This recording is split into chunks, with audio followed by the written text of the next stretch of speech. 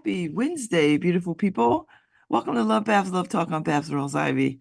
Oh my God, I had my colonoscopy yesterday, and that propofol, is it propofol? I'm feeling the effects, the post propofol effects. Oh my God, I woke up this morning. I almost started to call Harry and be like, Harry, I can't start till 10. I don't know what this is. I feel it's like this is like a real hangover, and not a bit of alcohol was consumed. So I had my colonoscopy yesterday morning, and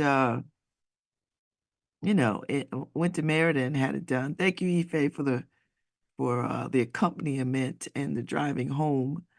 Um, so they put you under with propofol, and I don't know. I woke up, I didn't feel like I was rested or slept well. I didn't feel like the best sleep of my life. It just felt like I was just groggy, and you know, I just felt. So I came home and put on my pajamas and I chilled. I watched TV. Like I wasn't tired or sleep. I mean, I was tired, but I wasn't sleepy.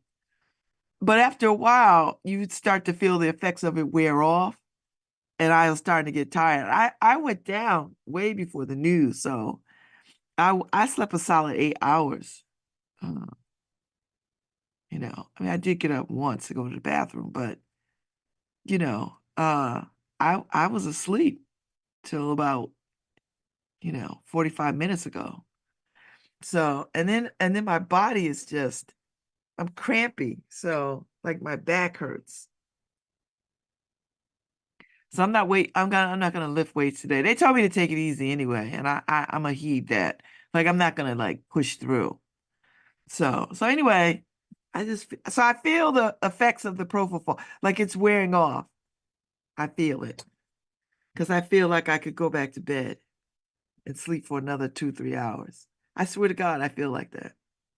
So I got up and made me some light roast, some Kenyan light roast coffee. And of course, I poured some adaptogens in and some MCT oil because I'm trying to stave off Alzheimer's. Now, there's no Alzheimer's in my family or dementia, but who knows what the hell it'll be. I don't know nothing about the health of my family. So, so I found this little adaptogen creamer. And I tend to not like stuff in my coffee, but the fact that it's an adaptogen, I was like, all right, I'm gonna go with this. And it's vanilla. So it's nice. I don't put sugar at all. So not that I'm opposed to sugar. I just don't like sweet things like that. So, so good morning, everybody. Good morning. So it's been about a week since I had the Ring doorbell put in. Let me tell you, this thing is like its own community. Anybody got a Ring doorbell? So I have not fine-tuned it to just pay attention to what's happening on my street. I get the updates from all over the city. I guess you could fine-tune it to your radius, but I kind of like getting all the 411 or what's happening across the city. Whose bike got stolen, whose car got stolen, whose house got broken into, and all these things, right? Like just it's like a kinder, gentler police blotter.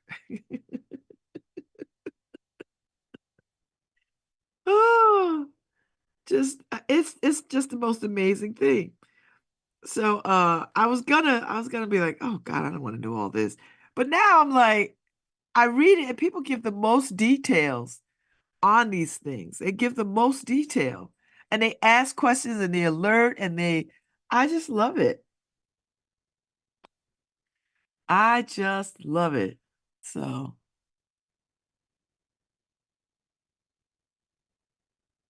I just love it.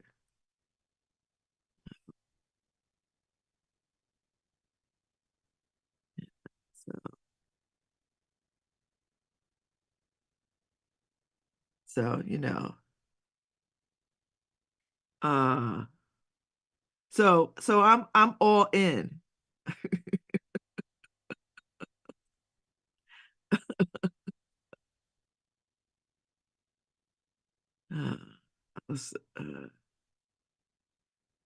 So I'm a ring devotee now. I am a ring devotee. I am a ring devotee. Just so you know,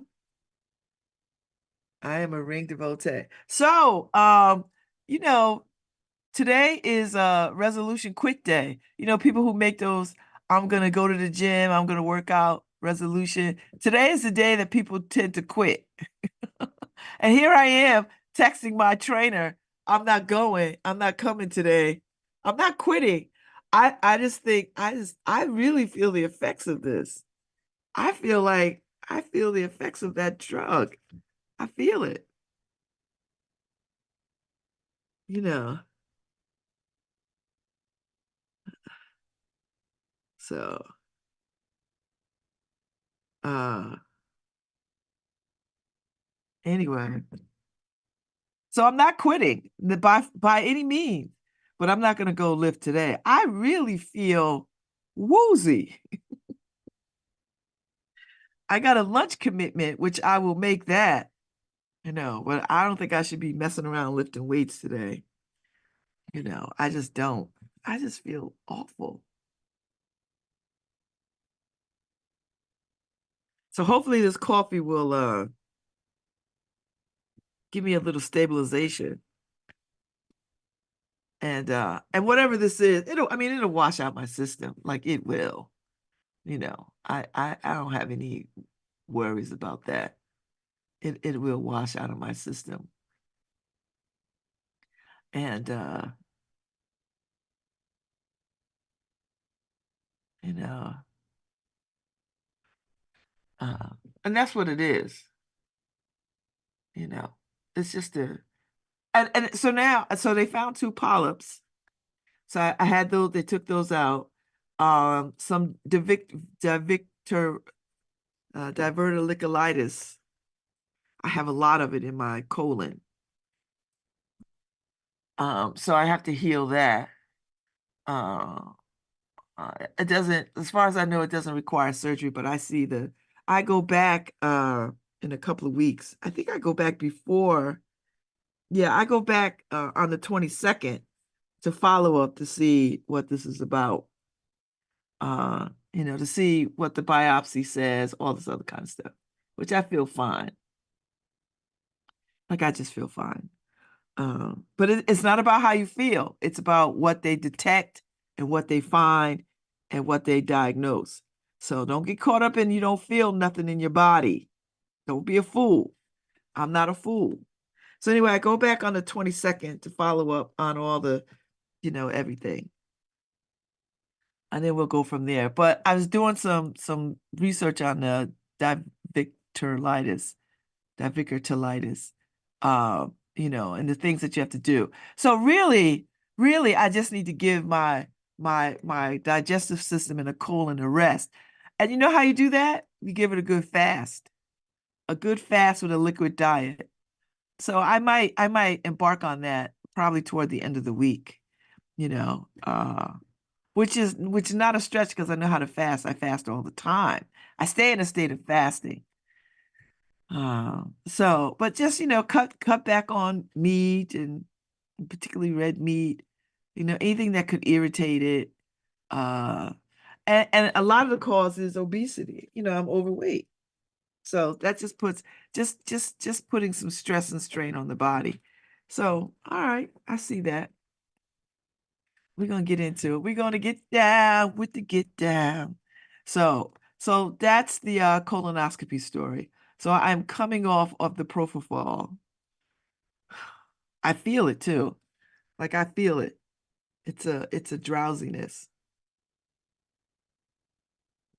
but it's a body drowsiness. Woo. So yeah. So my coach, my trainer is like, get in here at 3 o'clock. I was like, I'm not coming in today. I've got to let this wash out of my body fully. Seriously, this has got to wash out of my body. This has got to wash out of my body. Yeah, this is an awful feeling. I don't know how people like to be high. I don't get it. And I say it all the time. I say it all the time. I say it all the time. I don't get it. I don't like this feeling of disconnect. I don't like it. I don't like this outside of my body feeling. I don't like this feeling of, I just don't like it. Not having control of my faculties. I don't get that mess. I just don't like it. That's probably why I don't get high like that. Because I never like to be outside of myself. I just don't. So, you know, it's one thing to drink a cocktail. It's another thing you know, to be like this. Uh, so anyway, um, I'm just going to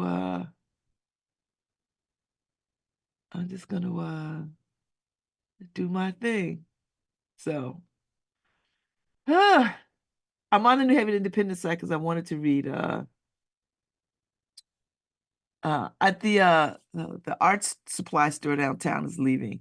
I really like the arts and artists and craftsmen on Monday is art store that's closing. I loved wandering in there. Although getting downtown to park to get in there is a pain in the ass. But once you do it, it is well worth being on that drag. Because I would go to the art store, I would go to the beauty supply store, the black one, Beauty Plus, and buy stuff. Uh, and that would be my like that would make me feel like the downtown of my youth, right? Like I was downtown. But I have to get in there because I don't need a damn thing. But if they got stuff on sale, like they always have this most beautiful paper. So I'm gonna get in there and get some beautiful paper.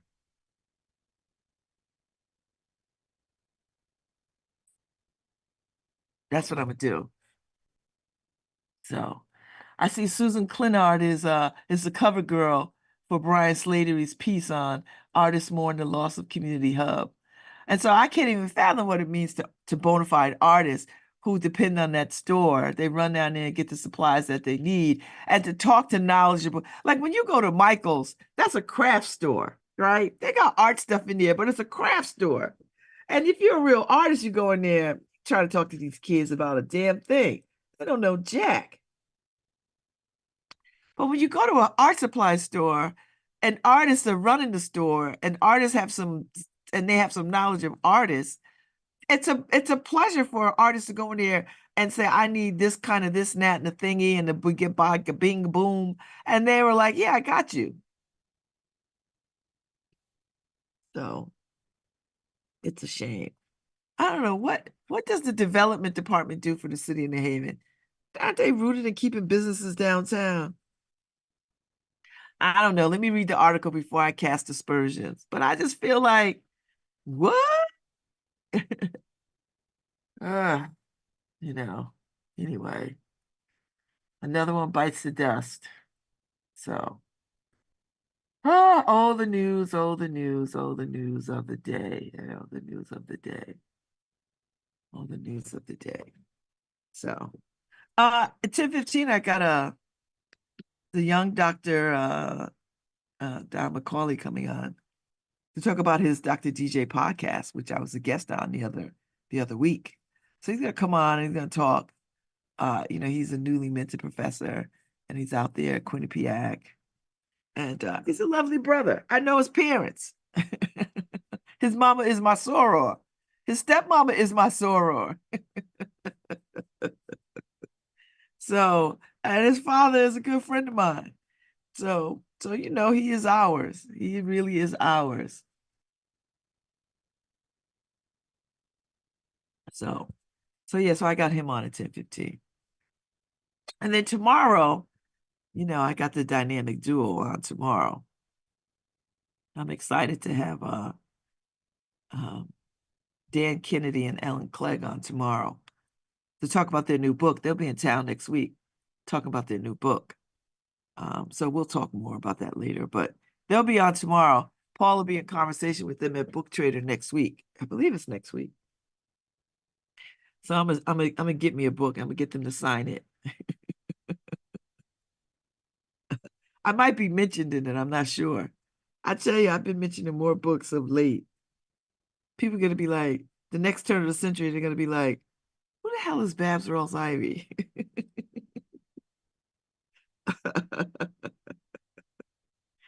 I'll be like, "Oh no." Happy birthday, Tony Williams. So Tony Williams' birthday today. Uh, happy birthday yesterday, Steph Slatery. Happy birthday, Deneen. Uh, lots of birthdays yesterday. So, oh man. Let me say, yeah, the art store is a part of a chain. I didn't know they were a chain. They're a good ass art store. I don't care. So I hope there's another one somewhere. I hope they ain't the only game in town.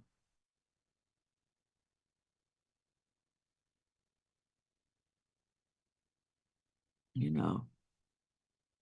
Uh, So yeah, today is Eric Clement's birthday. I sent him a message this morning. It's a bunch of birthdays today. Bunch. My girlfriend in New Orleans, Neen, happy birthday. I don't think she's listening to me, but she might, because I know the people who listen every now and again, they tune in. Happy birthday to Neen.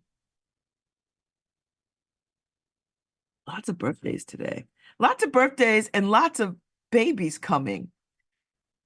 I don't think I've ever, I mean, babies are born every day, but in my universe, so many babies at one time. And I just have to believe that is a sign from God to me about the miracle of birth and the new things. Birth just means new things, the beginning of new things. And birth is light. And anytime anybody brings new life into the world, life goes on. That means life goes on. So it's exciting. So all these babies that are here, Ari, Harper, ones that are coming in June, more babies coming. It's exciting. Now don't ask me to come to a damn baby shower because I hate baby showers. Last baby shower I've been to was my sister's. 20 some odd years ago. I'll send a gift. I listen, I'll tell you one thing. I will throw money in people's 529 accounts. I damn sure will. I've done it enough times. Um, you get a 529 account, give me the codes. I'll put some money in on a regular. That's my contribution to this kid's uh, uh life, because life be lifing. So anyway, I'm ready for this propofol to wear off. I don't listen, drug addict friends. I don't know how you do it. First of all, I never want to sleep that hard in my whole life. That is not sleeping to me. That is like one snore away from death. I feel I don't feel good about that kind of sleep. I just don't. No way, Jose. I just don't. I don't like it. I don't like it. So, let's see what happens. Let it wear off. I'll be back to my normal self in a little bit. I am excited. I will start packing my clothes for my big trip come to Senegal. So I'm trying to wrap up loose things. It is comatose, Ife. I don't know how people like that mess. Y'all can keep that kind of high. Now I get it, Michael Jackson and Prince. I don't need it. I was like, take some melatonin. Sheesh. I don't even like that mess. That's all right. But the body did what it did. I slept for 8 hours, a little more than 8 hours. It was fine. I'm up. I'm drinking my adaptogen coffee. Thank you, Jackie Buster, for the creamer, the lead on the creamer. I went right to Whole Foods and got it. and MCT oil. So, so yeah. So, I'm gonna put myself on a liquid diet for a little while, see if I can't heal some of this diverticulitis. Uh, I tell you, aging. And you know what? This is an aging thing. This is a part of it. One, being overweight is the culprit. But the good thing is that you can, short of surgery, there's things that you can do to calm it. So I'm gonna exhaust all those opportunities to heal it. And I am losing weight, which is nice. It's a very slow weight loss, which I don't care. What?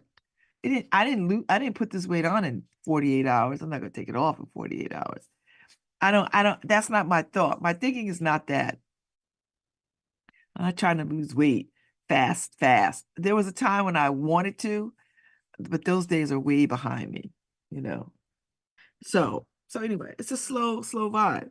And unlike a lot of other fat people, I'm not troubled by being fat. I'm not stressing it. It's not, I don't, I'm not pained by it the way other people are. And it's good to see that fat women and fat people are just embracing who they are and where they are at this moment. Because there's a lot of fat haters out there. It is amazing the amount of fat shaming that people do on a regular basis, wittingly and unwittingly. People will fat shame you. And I've had it happen to me. I've had it happen, and people try to be very like, slick with it. But I'm ridiculously smart, in case people didn't notice. So I'm in tune to people all the time. I feel people's vibrations. I feel people's intentions. I've always been like that. I've always could tell people. I could always tell people for what they are. That's why I think I get along with so many people, because I have no illusions about what they are, what they're capable of, and the energies that they give out, even the ones that try to hide their messiness. Can't hide it. Not to me anyway, as somebody who could just feel all the things. I see people for what they are. I've always been good like that. Always. And in spite of it, I still like people. That's the difference between me and a lot of other people. Some people will never know that I have disregard for them. Some people will never know I have disdain for them, because I don't carry it like that, because that's a lot of energy. And listen, you've got to dig all kinds of people to be a well-rounded person. This is why I used to say to parents, if your kids got some janky ass friends, they should have some janky ass friends. Everybody should have some friends who play it fast and loose. You ever watch the movie Devil in a Blue Dress with Denzel Washington and Don Cheadle?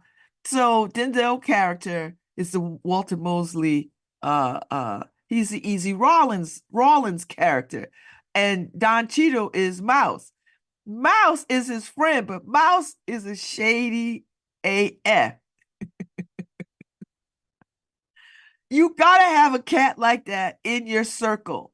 You gotta have people who just give zero F's about everything, and who will walk on the wild side with no problem. Everyone should have people like that in their life. Now, I'm not suggesting you go do dirt with them. That's not what I'm saying, stupid people. I'm saying everybody's got to have somebody that they can make a call that could get ish done. Whatever the ish is, everybody got to have somebody in their pocket. Or is it just me? Is it just me? Is it just me? Make a call. You gotta have some wild side walking people, because the world is not full of just one type of person. And if you are blessed and lucky enough to just make friends with all kinds of people, your life will be so much richer for it. Now, don't go get in trouble. Like, don't align yourself with people who do bad, because then you're stupid. And they will get you caught up in foolishness that you can't get out of, or it will take forever to get out of. No, when you have tricky friends like that, you keep them at arm's length. And you don't go, when they say, let's ride, you don't go ride. And if you have friends like that and they know you not like that, they don't invite you to foolishness. Do you understand? Like when you seen the movie Boys in the Hood, when the Cuba Giddings character was so incensed, he wanted to ride with the Ice Cube character.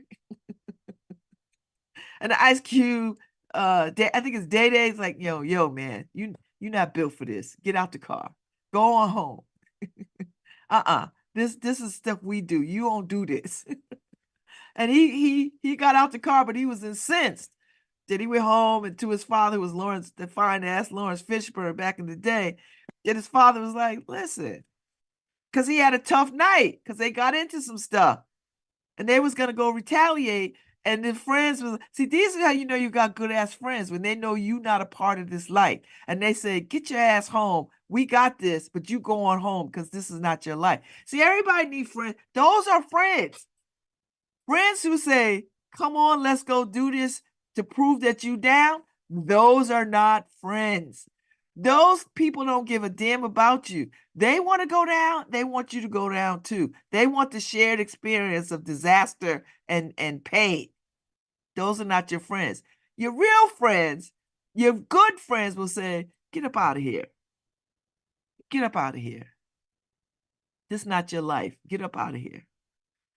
Those are your friends. And that's the part that you have to impart. Everybody, all these parents love to say, you better stay away from them. No, that's not what you should say, parents. What you want to do is to get them to recognize the difference between how you could be friends with people and not be down with them for foolishness. You've got to learn how to discern that. That's the lesson that we want to give our kids. Don't get caught up in foolishness. Because if you say, don't hang around, don't go in that neighborhood, guess what they're going to do?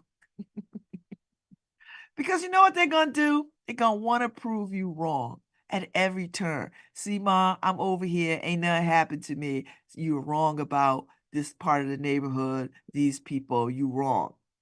And you don't want to put your kids in a position to prove you wrong, to try to prove you wrong, when you already know it can't be done. And it's a matter, and it's a numbers game, because at some point they're going to get caught up in mess. So what you want to say is, go see your friends. You got curfew, you got responsibilities, don't be over there too long, that kind of thing. That's a gamble too. It's a risk, but that's a better risk than them going behind your back and sneaking and all that kind of stuff. It's tough, because I listen, I used to hate when my kids used to come over here to the Ville, but I didn't blow them up about it, because I knew they had friends over here, because they lived in Beaver Hill. My kids was raised in Beaver Hill. So they have friends in places that I knew was rough and tumble. I knew. I didn't beat them up about it. I was like, all right, well, you know what time you got to be your ass home. You know you ain't gonna bring that mess over here.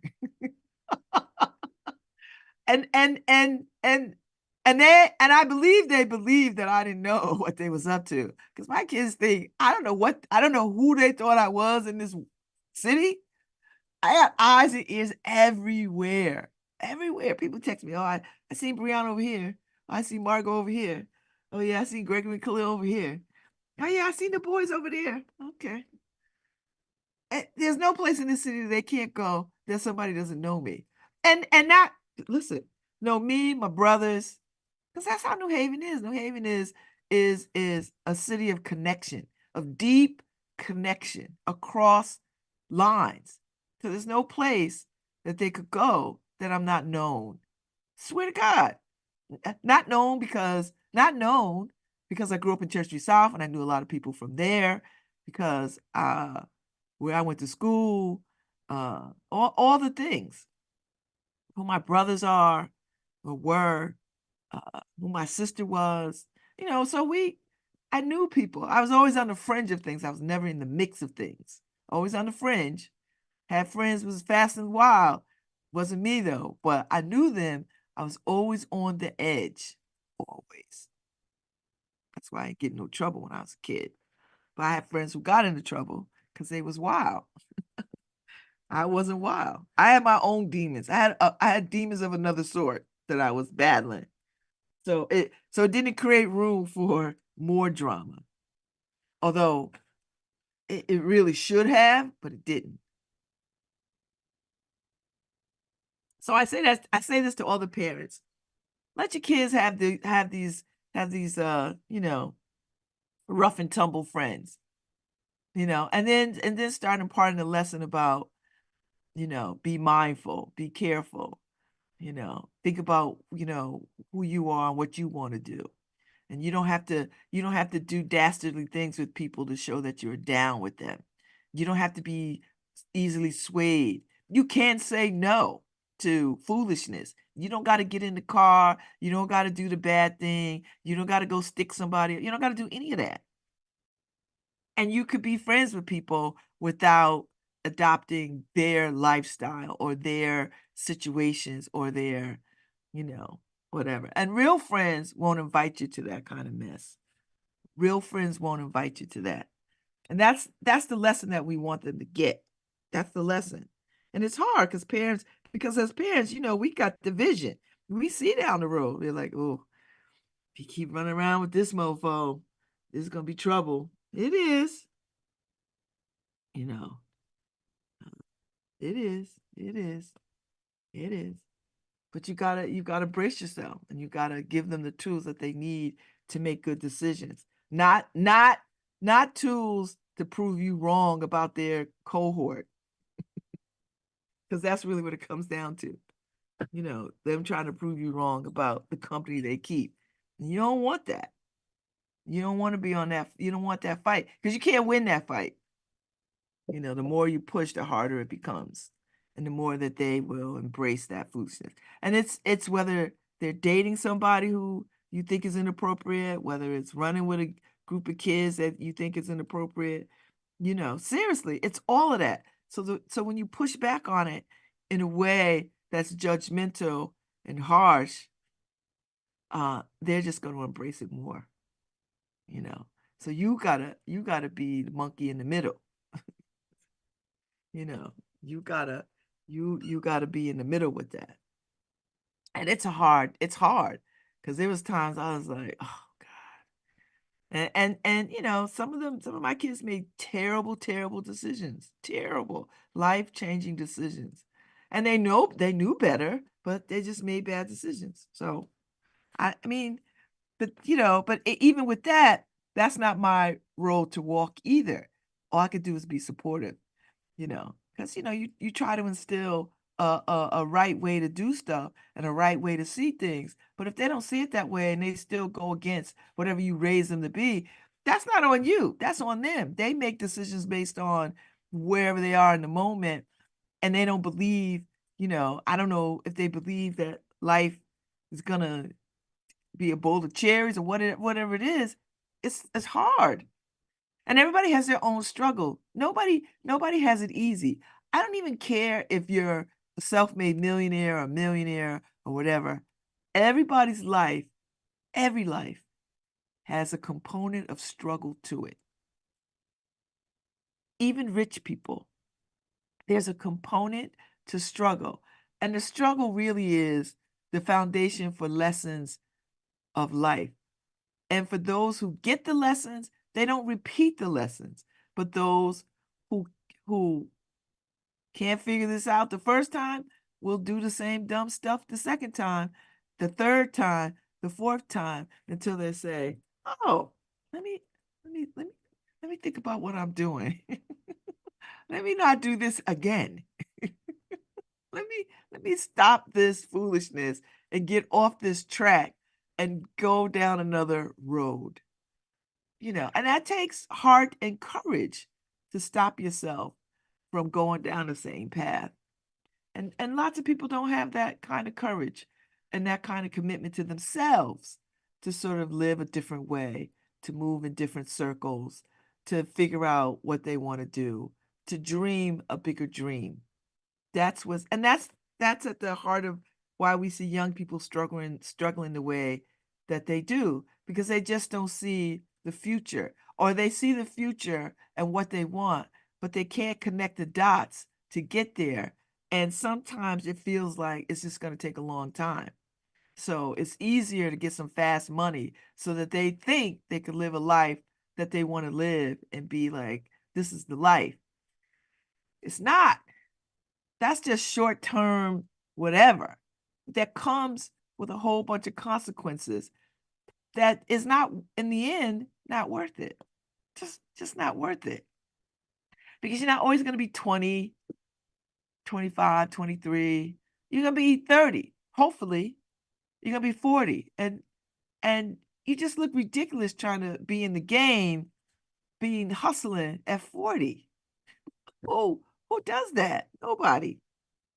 You know, that hustle mess is for teenagers, you know, who are just trying to figure out where to land. And then you get some guidance, and then you pull yourself up and you're like, okay, oh, now I know. Now I know what I want to do with my life. And then you commit toward moving that down that path. And it's never too late. It's never too late to, what do they say? It's never too late to be what you could have become. Never too late, you know. So it's tough. It's a tough. I don't envy parents these days. They got so many competing things for kids' attention. And so many things out there that are counter raising your children.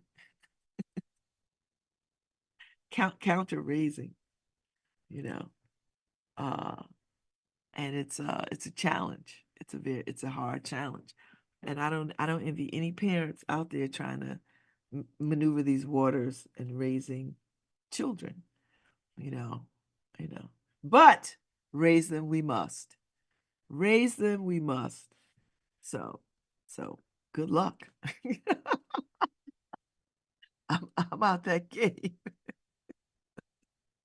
I put my time in. I'm out the game. I'm out that game. And it doesn't mean that I'm not still around. Yeah, I'm always gonna be around for my kids and my kids, you know. Uh, but I'm not in the business of telling them what to do. I say this all the time. I'm not the managers of their life anymore. I'm just a consultant. So whatever decisions they make, they can consult me. If they want my opinion, they can ask me, But I try to not tell them what to do, even though I don't like some of the decisions that they make. God knows there's a lot of decisions that they make that I just do not like. But you got to allow them to make them, and just be around. And my ex-husband and I, we talk about it all the time. We help where we can, and sometimes we don't help because they got to get themselves out of these pickles. you know um they gotta they gotta grow into themselves, and we want to see it before we die. I don't want to have to die for them to stand tall for themselves, because if I die, I'm one of the support systems that will disappear if I die. And I don't want to have to die for them to change their lives and be productive people and all that kind of stuff. I want to see it in my lifetime. I want to see them thrive and become the people I believe that they can be. You know, I want to do it while I'm alive. I don't want to have to die in order for them to wake up and get on with this business of creating a life for themselves. So it's a little tricky. And I say that to say, you know, uh, when your parents die, it is you immediately become your own person. That's how I felt. I mean, as long as my mother was in the world, I always felt like I had a touchstone. Like I always felt like I had backup, even though I have my sister, my brothers, I still do. But my mother was my ultimate backup. I could bring her anything. And my mother could solve problems like nobody's business, you know. And I went to her a lot of times with problems, and she would solve them. And in doing that, it it took away from me solving my own problems because I would be like, Ma, this, that, and the other thing. And she would think on it and then she was like, this. And I could depend on that. I could depend on that with my life. But when she died, it immediately became, I became full ownership of my own life. Do you know what I mean? Like there was no backup. Even though I was married, even though I had my sister and my brothers, and they are always my backup. But there's something about your parent as your backup that's very different than your siblings and anybody else and your spouse, you know. Very, very, very different. So when my mother died, I immediately uh, was thrust into sole manager of my life. And I was married. I was in my 30s. I was in halfway through grad school. Uh, and I think about that all the time as I look at my kids. I was like, okay, I know the experience I had when my mother died.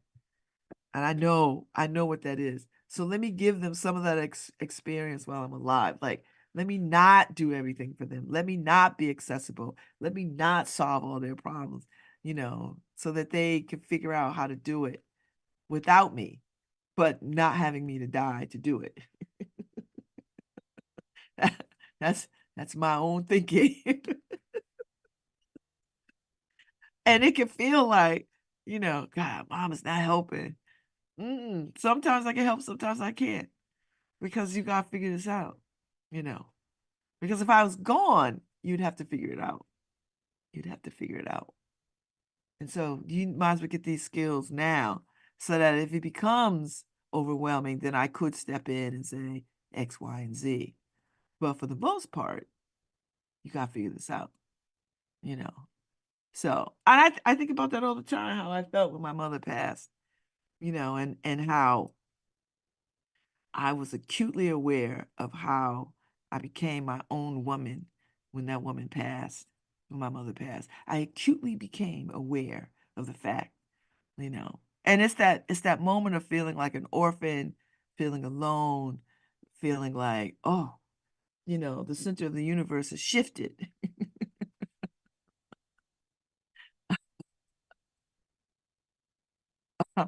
uh, and I became myself. I really did. I became myself. And it was a blessing and a most painful blessing, when your mother passes. And I felt her pass me. I felt her physically leave me. I woke up and I felt her gone. I was like, oh, I think I woke up in the middle of the night. I was like, I believe my mother just died. I felt her leave my body. I felt her leave. I thought, whoa, whoa, that's an amazing sort of thing. I still think about it.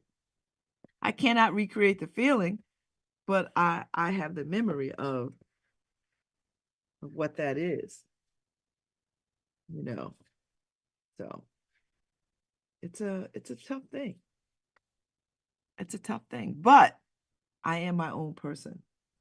I stand in the world on my own, in my own skin, in my own mind, you know. And even though I've got great, amazing family and friends, um, uh, the ultimate decisions that I make about my life are mine solely. And I think I have a clear mind about how to make decisions now. Didn't always. It's like a muscle. Decision making is like a damn muscle. The more you make them, uh, you and the hardest decisions. This is why I don't shy away from making hard decisions, because I feel like I can. The hardest decisions to be made are the ones that I rather tackle first.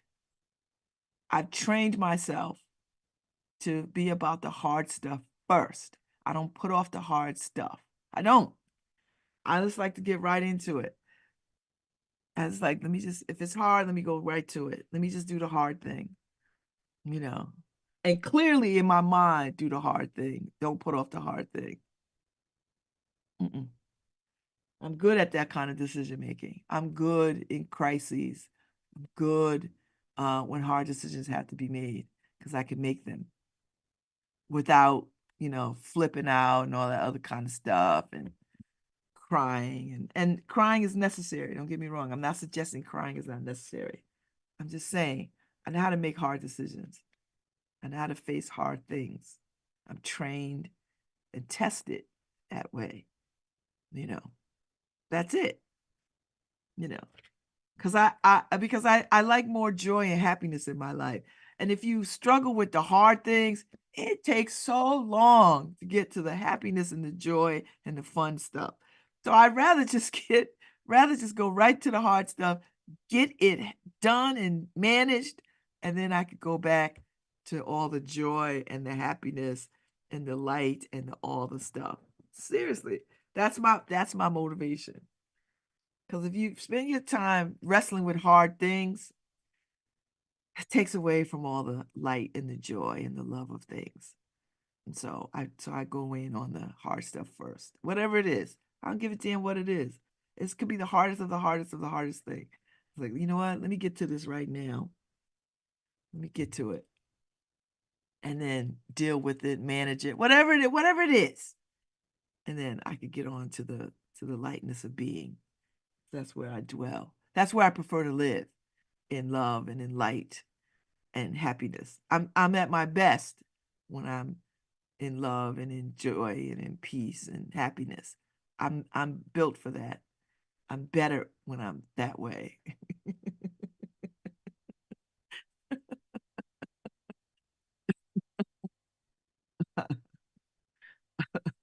I'm not kidding you. It's a little thing. I learned that. Listen, whether it's homework or assignments or whatever, I get that mess done. Because once you learn, when you slack and you learn, mm-mm, mm-mm, mm-mm. I told myself in college, I remember one time I had papers, and I was ill prepared for college. So I had papers that were due, and I'm running off to Charlotte with my friends, partying. I get back, I got papers due. I was like, oh, I'm in the library trying to get this work done. And in those days, it was just, you know, I think it was just the beginning of computers. So you had to put code in to do stuff like word processing. Shoot. And I said right then and there, I sat in Sage Memorial Library at Barber Scotia College. I said, I will never again put off doing this work for the sake of chasing a good time. I sat in that library and promised myself I will never do this again. So the next time we got an assignments, guess what Babz Rawls-Ivy did? I went and did my assignments. Whenever they was given out, I would knock them jokers out that week. And then people were like, "Oh, are you doing your paper? Are you doing it?" "Oh no, it's done." "What?" "Oh no, no, no." When I got the assignment, I just went and started it, mapped it out, typed it, did all the stuff. It wouldn't do for weeks and weeks and weeks and weeks. It's typed, it's ready to go. Sitting in folders, every report ready. Because I was like, I am never doing that again. The level of anxiety and fear, oh, I'm not, that's what I'm not built for. Ugh. So that's how I got through college. Same thing with grad school. I was like, oh, and my mother died halfway through my grad school. And I just was bereft. And I was like, my husband was like, listen, you're halfway done. You only got a little bit more to go. Finish. Because I wasn't going to finish. I was just going to quit, you know. And he just reminded me of my own personal commitment. He's like, Babz, you ain't quit nothing your whole life. Why are you going to quit this? So, anyway, I'll be back with the good Dr. Don McCauley Jr. talking about his new podcast. Is it sunny outside? I don't think so. I'll be back.